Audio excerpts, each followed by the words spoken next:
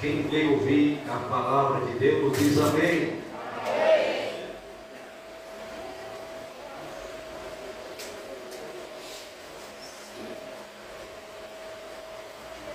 Posso ler? Diz assim, Mateus 16, versículo 13.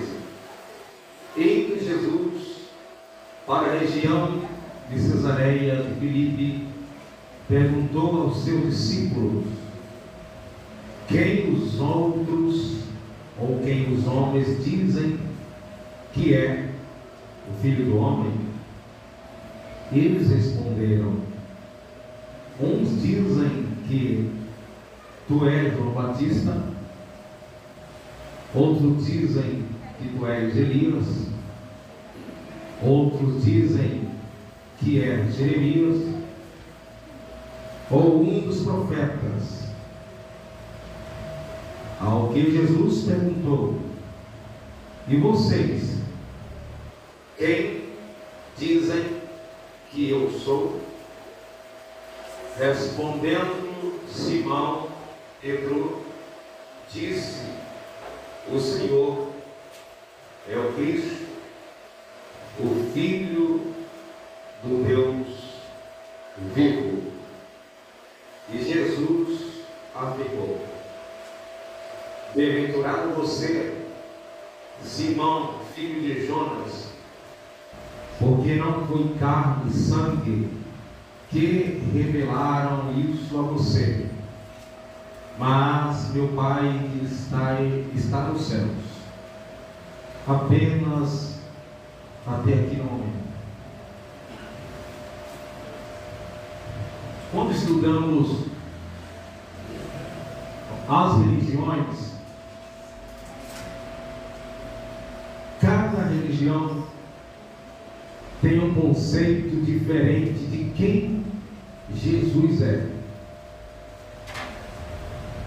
E dentro desses conceitos, boa parte deles não corresponde o que a Bíblia fala de quem é Jesus, quem Jesus é. Boa parte das religiões entende de diversas maneiras ao seu modo de pensar. E isso até hoje continua, mesmo das religiões antigas como das religiões mais novas. Existem milhares de religiões, cristã ou não cristã, religiões pagãs. Existe religião que acredita apenas em Deus. Existem religiões que acreditam só em Jesus. Existem algumas que não acreditam no Espírito Santo. Outras dizem que o Espírito Santo é apenas uma influência. Outros entendem que Jesus foi apenas um profeta evoluído. Poucos entendem Jesus como um ser divino, Filho de Deus. E Jesus, em seus dias, ele tinha, as pessoas tinham muito conceito a respeito dele também.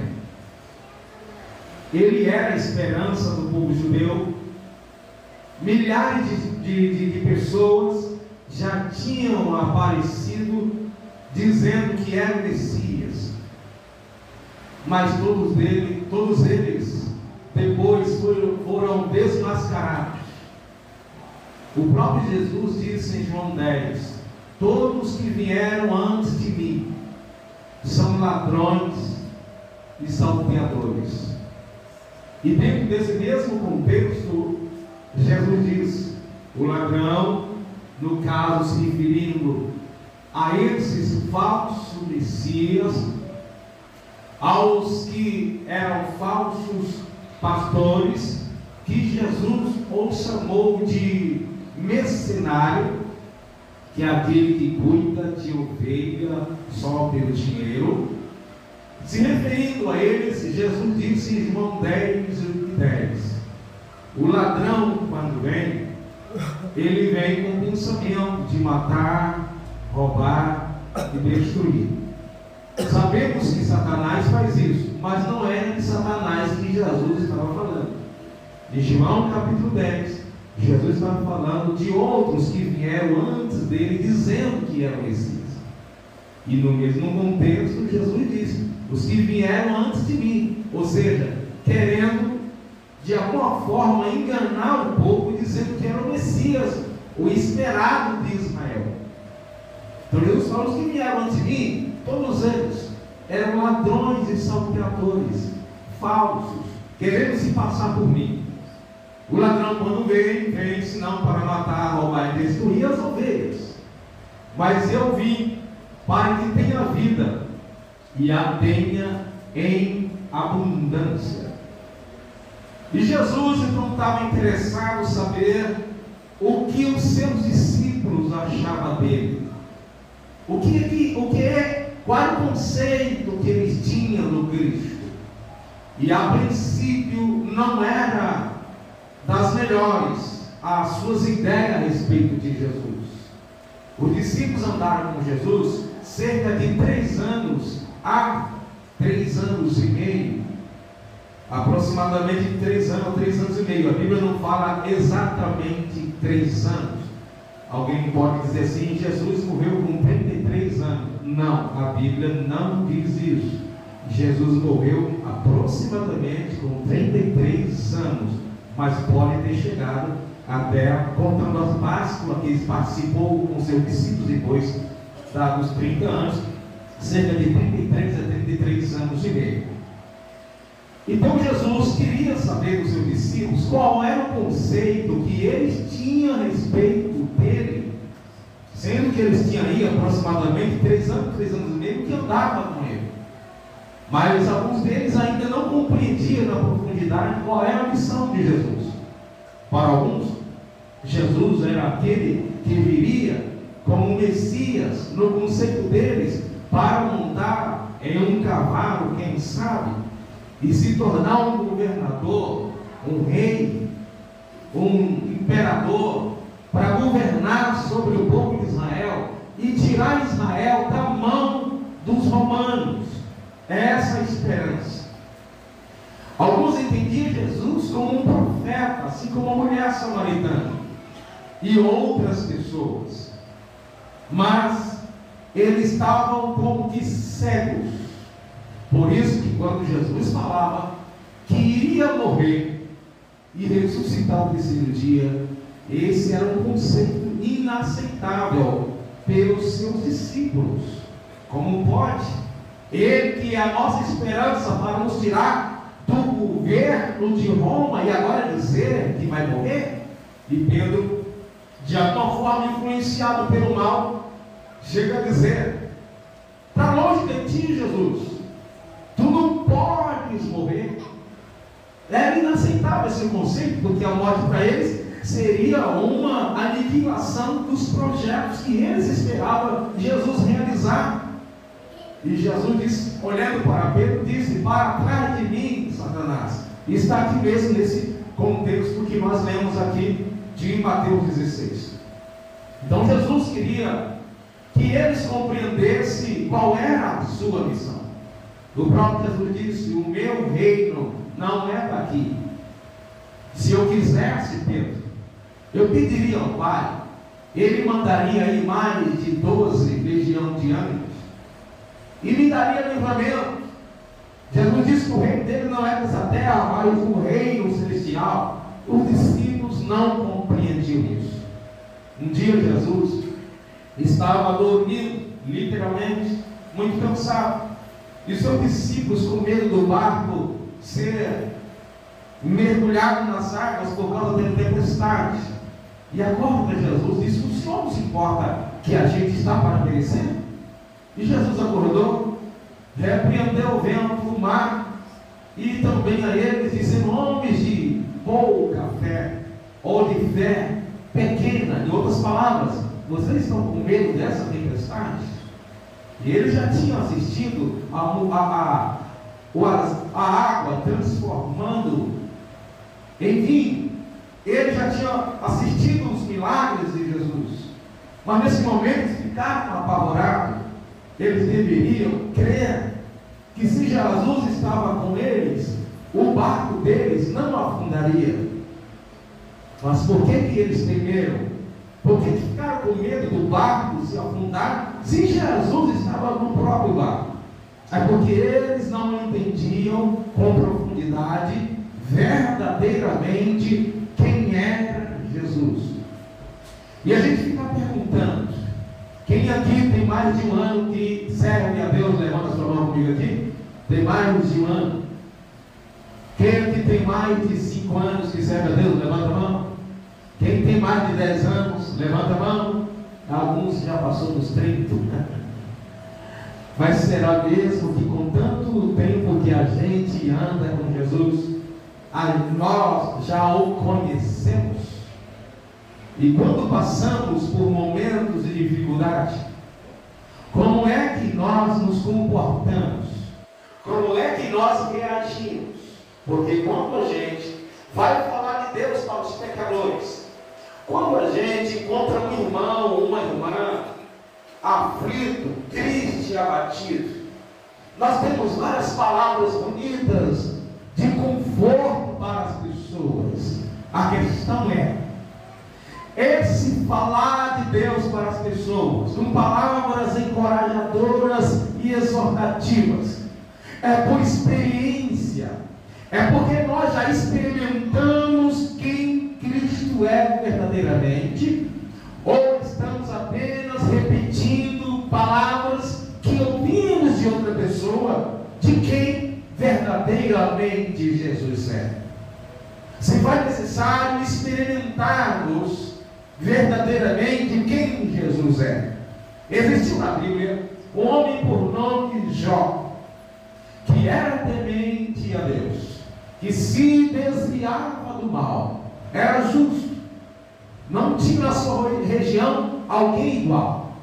Mas depois que ele passou pelo processo de sofrimento, que segundo alguns durou cerca de um ano, onde ele perdeu tudo, perdeu todos os seus filhos, perdeu todas as riquezas, não tinha ninguém rico naquela região, igualmente, seria o Silvio Santos hoje, mais ou menos, em questão de dia e de hora, perdeu tudo que tinha. 10 filhos, numa tacada só.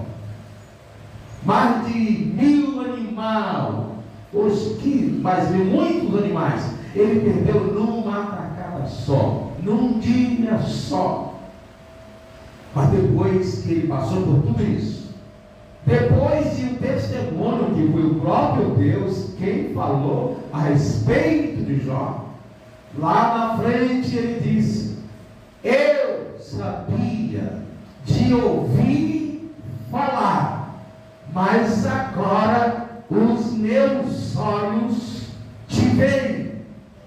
Então você percebe que ele, apesar de temer a Deus, temia a Deus por aquilo que ele ouvia falar de Deus, obedecia por aquilo que ele ouvia falar de Deus, mas não tinha experimentado com profundeza interna, como diz o salmista: experimentai e vede que o Senhor é bom. Quem aqui já experimentou do Senhor? Quem sabe que o Senhor mora na sua vida, e que você não adora só porque ouviu falar, mas você adora porque você sente que Ele mora na sua vida. Continua então adorando esse Deus, porque se isso tem acontecido, é porque Ele tem se revelado a você. Mas os discípulos ainda não tinham um conceito formado de quem era Jesus. E naquele tempo, existiam uns pensamentos meio estranhos.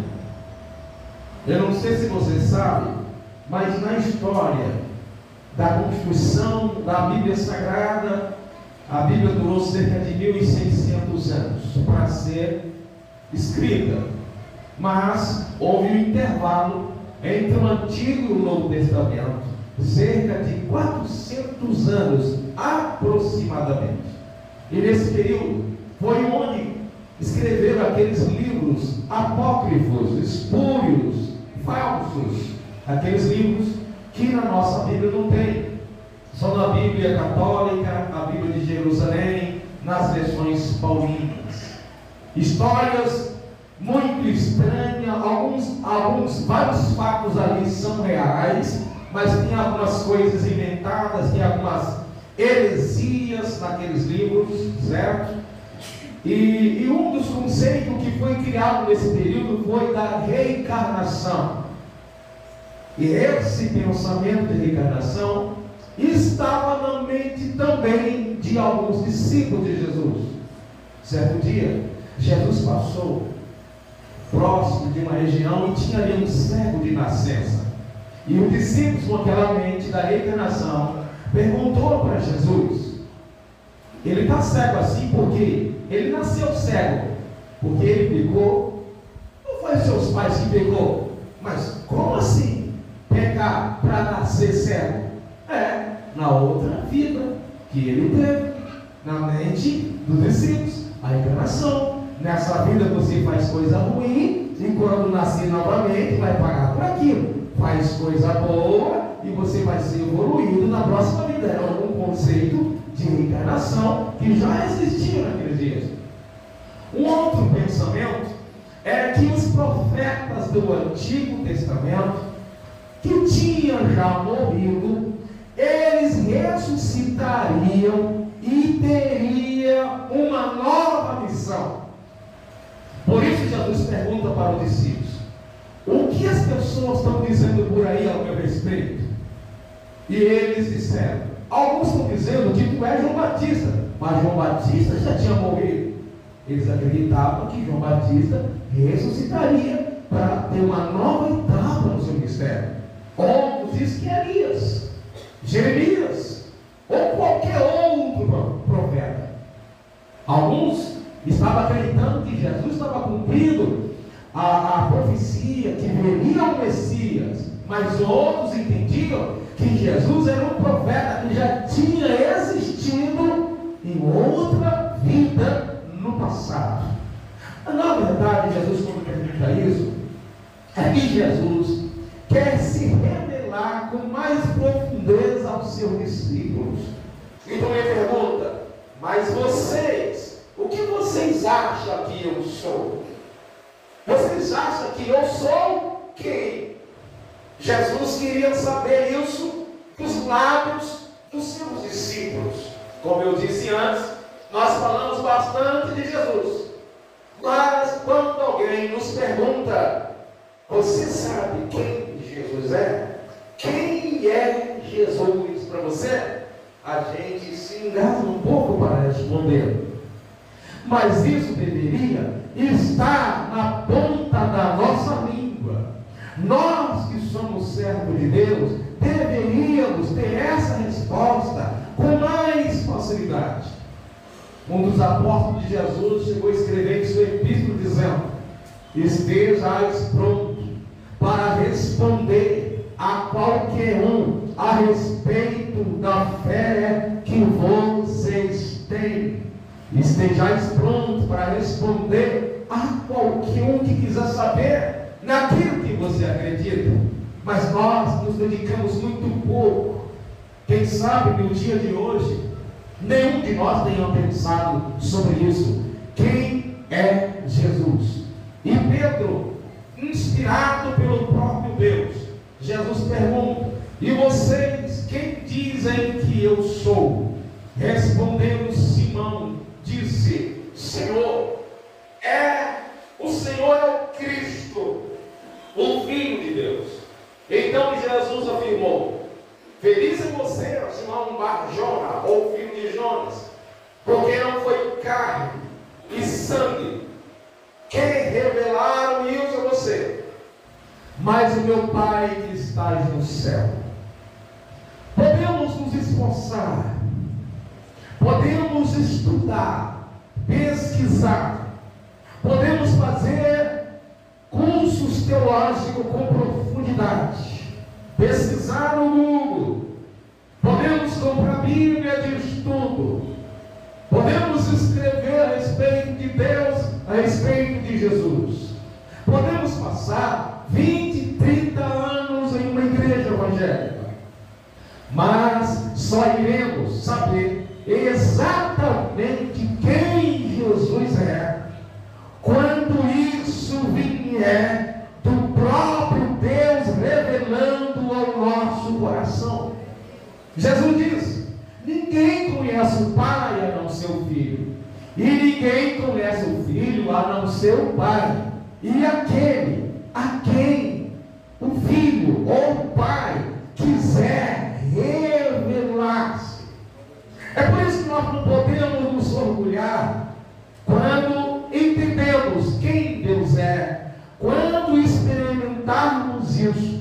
Não podemos nos achar que somos melhores do que as outras pessoas e desprezar as outras pessoas, porque o entendimento que eu tenho e que você tem, experimental, de quem verdadeiramente Jesus é, não é mérito humano. Isso não vem de recursos de pesquisa, isso vem do próprio Deus, que implanta no coração do ser humano essa capacidade de descobrir, como Jesus disse a Pedro. Pedro andou com Jesus muito tempo, mas ele não conseguiu descobrir quem era Jesus, a não ser pela revelação do próprio Pai para o coração do apóstolo Pedro. Quem somos nós, se não for mesmo a intervenção de Deus para nos ajudar? Eu quero saber nessa noite aqui, quem aqui se sente liberto por Deus? Levante sua mão. Quem se sente liberto por Deus? Pois é, algumas pessoas podem se sentir libertas e em alguns momentos não são. Liberta no sentido pleno da palavra. Existem pessoas que elas acham que foram libertas porque pararam de fazer algumas coisas pecaminosas, porque deixaram de fazer algumas coisas erradas e feias, imorais.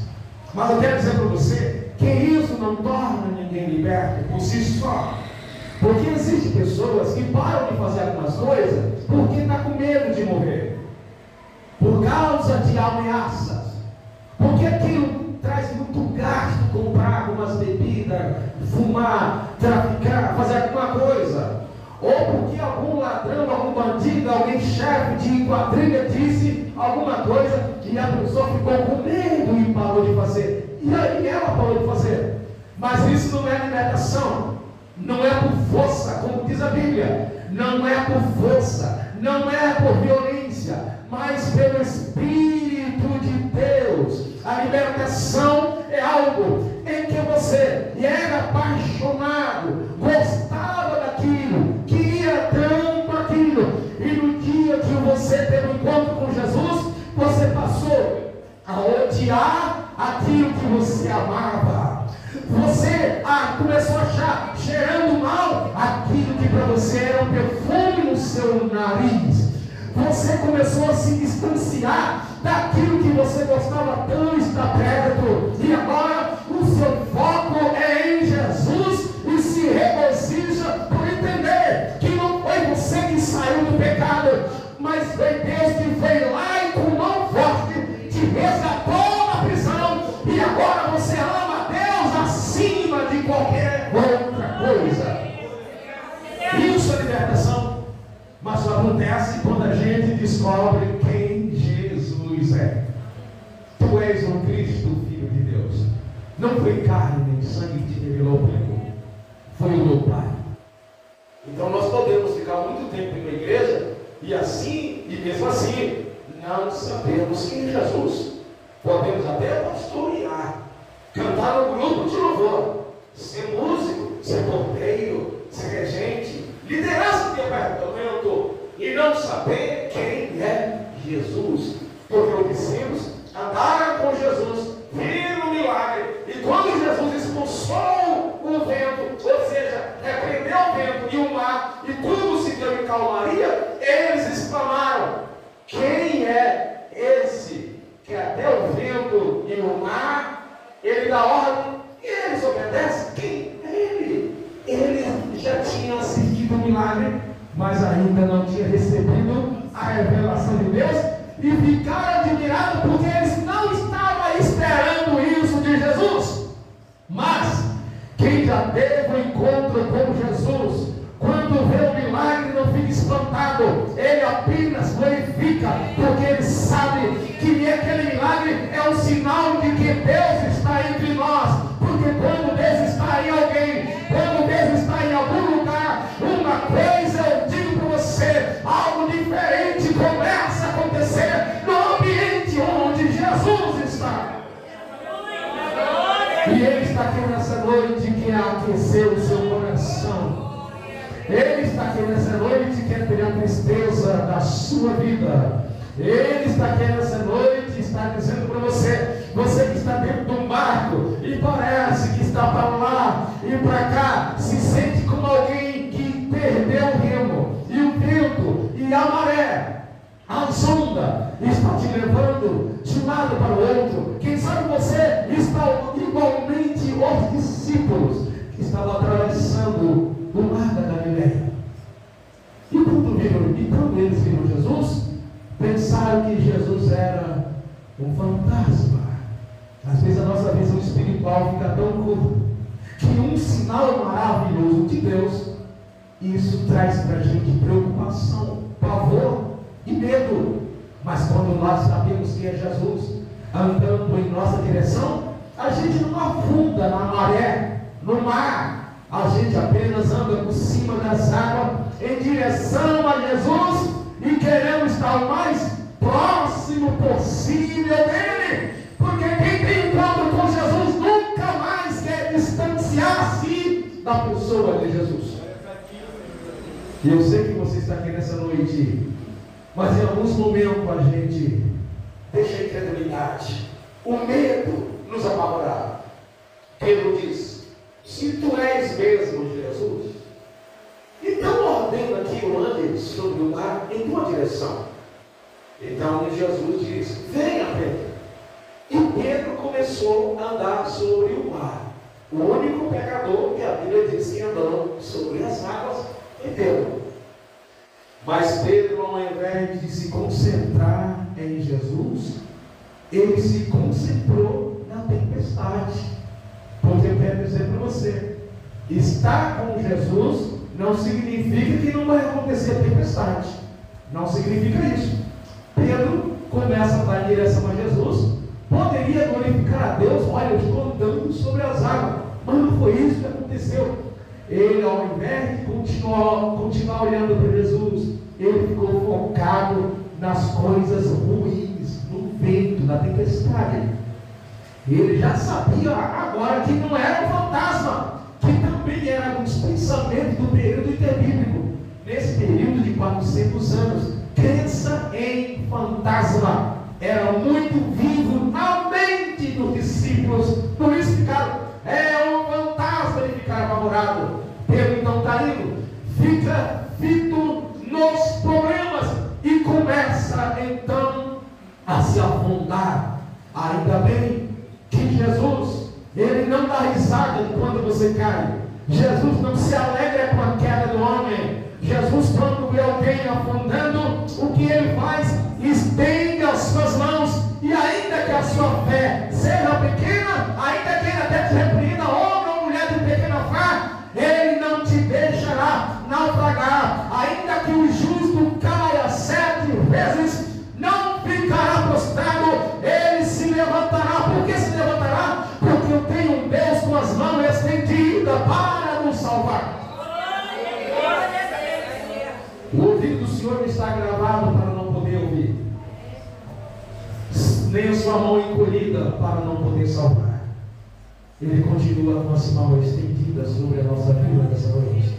O Deus que você conhece pode te dar o livramento.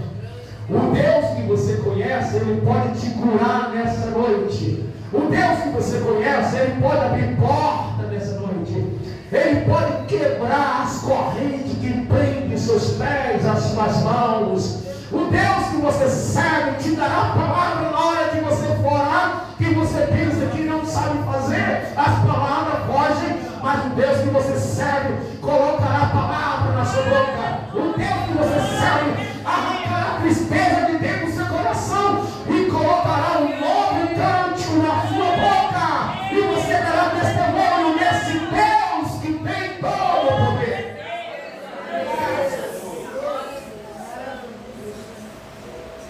E vocês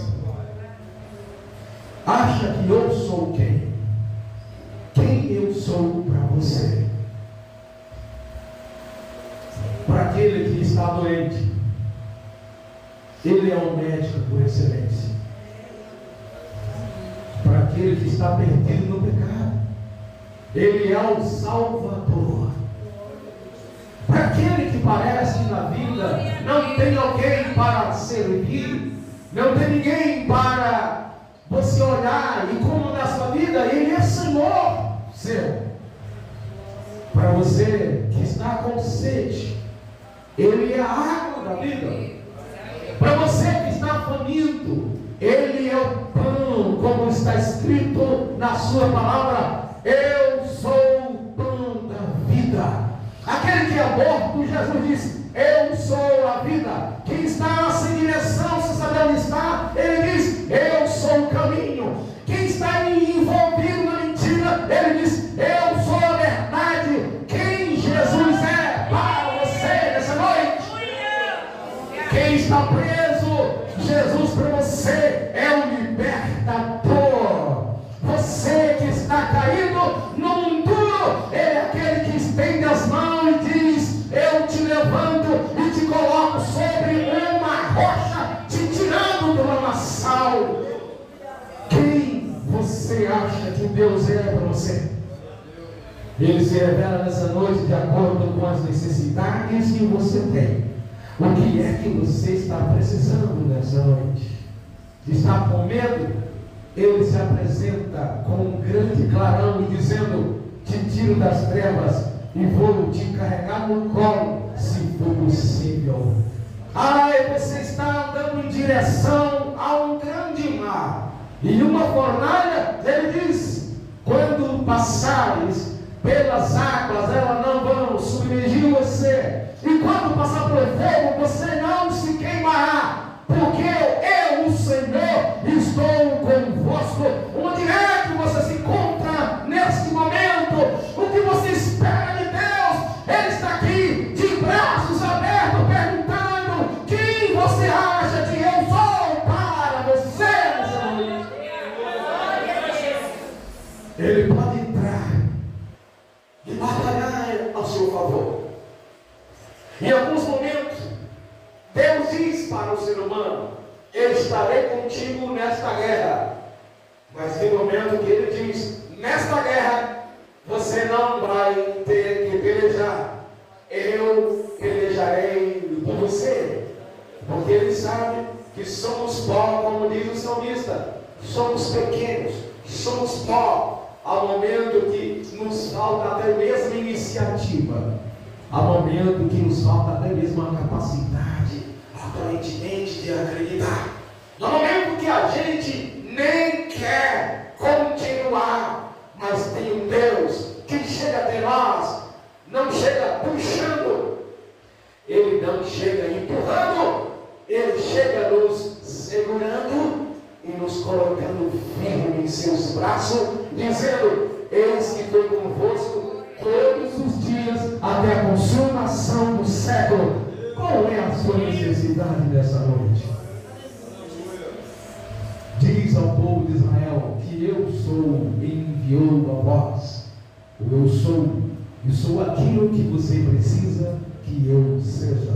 O salmista diz: o Senhor é o meu pastor e nada me faltará. Ele é o seu pastor. Se você é uma ovelha de Jesus, Ele é o seu pastor. E como eu disse, Ele não empurra, Ele não puxa com a corda, Ele vai na frente dizendo: siga a mim. E onde Jesus passar, tenha confiança, pode passar por onde Jesus estiver passando. Jesus está dizendo: vinde a mim, todos que estáis cansados e oprimidos, e eu vos aliviarei. Ele entra na tua casa aqui agora. aqui agora. Ele entra no seu casamento hoje. Ele entra na sua saúde hoje. Ele perdoa os seus pecados aqui hoje. Ele te dá alegria aqui hoje. O que você quer que Jesus seja para você, meu irmão? É noite de revelação de Deus. Eu sei que algumas pessoas provavelmente vieram aqui porque alguém convidou,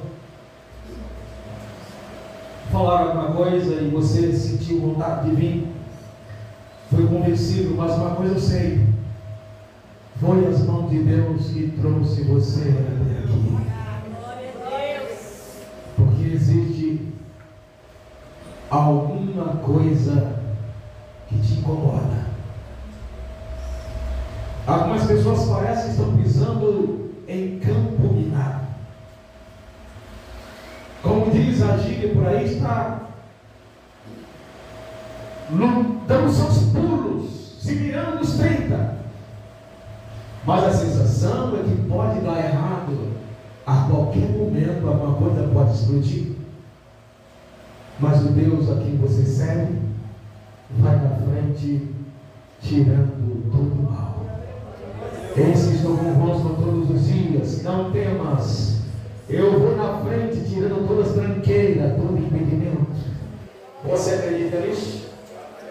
Deus quer fazer uma revolução na vida de pessoas aqui. Eu não vou continuar porque estou pregando bastante dificuldade devido à minha garganta com resfriado muito forte. Mas eu quero convidar você que quer uma mudança radical na sua história. Quero convidar você aqui na frente, se você quer dar esse passo de fé. Você pode ser um membro aqui da igreja ou estar nos visitando, se sinta à vontade, não é obrigado a você vir. Peça à igreja que fica de pé. E nós vamos orar a esse Deus que tem grandes recursos que os homens não têm. Não podem. Deus pode abençoar a sua vida. Pessoas que querem uma mudança na sua vida, pessoas que querem uma mudança na sua vida conjugal. Você quer uma mudança na sua vida conjugal, profissional. As coisas que te cercam às vezes te deixam com muito medo, te apavora. Deus pode trabalhar na sua história nessa noite. Algumas coisas você ainda não entendeu, mas Deus pode se revelar a você nesta noite. Ele quer trabalhar na sua vida. Ele quer abençoar você. Pode chegar mais clicando para caber mais gente se quiser. Vocês vão precisar passar um pouco dessa cadeira aqui, fazendo um favor. Quem vocês acham que eu sou? É o que Jesus nessa noite está nos perguntando. Nós temos aqui o azeite de forma simbólica, a gente nos doentes. Se tiver alguém enfermo que quiser receber oração, fica aqui à minha direita, aqui desse lado aqui, para receber a unção com azeite. E Deus pode fazer um milagre. Deixa eu dizer uma palavra para a pessoa aqui agora. Para de desenterrar o seu passado, porque isso só está te prejudicando. Eu não sei quem é. Para de desenterrar coisas do passado, porque isso está prejudicando você. Viva o hoje. Basta cada dia o seu mal. Deus cuidará do seu amanhã. Vamos orar? Deus cuidará de ti. Sinta nessa noite um abraço de Jesus que não te abandona e está sempre cuidando da vitória. Sinta as mãos de Deus indo lá naquela situação e movendo do lugar todo mal e colocando no lugar certo tudo aquilo que está fora do lugar. Eu peço à igreja aí atrás, os irmãos, os porteiros, estenda as suas mãos para cá. E a igreja, os irmãos que não vieram, estenda as suas mãos para cá. E vamos pedir a Deus que venha aqui causar uma mudança radical. E você chegará aqui em breve e vai pedir oportunidade e vai testemunhar das maravilhas que Deus está fazendo nesta noite. Ore comigo. Santo Deus e eterno Pai, eu te peço por cada alma, por cada vida que nessa noite deram esse passo de fé, voluntário, espontâneo, mas que está com muita sede de alcançar este bem, essa vitória do Senhor. Esses irmãos que estão enfermos, ó Deus, que estão, ó Pai, com alguma enfermidade, não